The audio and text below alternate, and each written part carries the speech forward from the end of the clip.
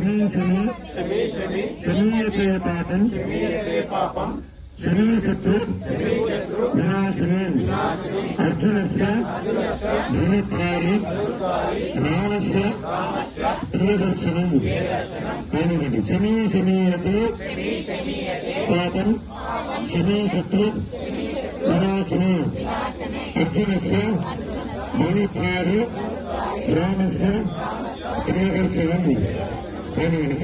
గుర్తించాలి. శని శనీయతే పాపం శని శత్రు వినాశిని అర్జునస్య ధనుర్ధారి రామస్య ప్రియదర్శనం శని శనీయతే పాపం శని శత్రు వినాశిని అర్జునస్య ధనుర్ధారి రామస్య ప్రియదర్శనం కానివ్వండి. దాని ఎందుకు చిన్న నుంచి చేయడం పూర్తి అయ్యింది. 5 పరీక్షలు అయిన తర్వాత ఆ పాదాల ద్వారా ఆ చేతిలో ఉన్నటువంటి అక్షంతో సమర్పించండి. యథాశక్తి నమస్కారం.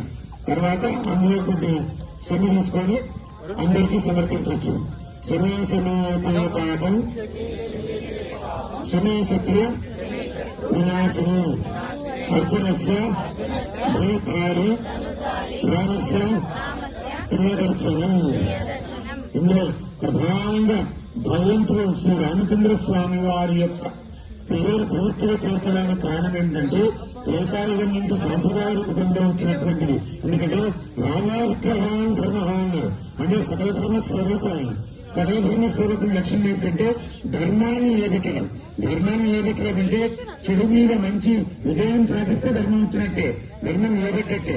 అందుకే రామావిగ్రహం ధర్మ. ఆ పరమాత్మ పేరు మాధవ చెప్తూ ఏమన్నాడంటే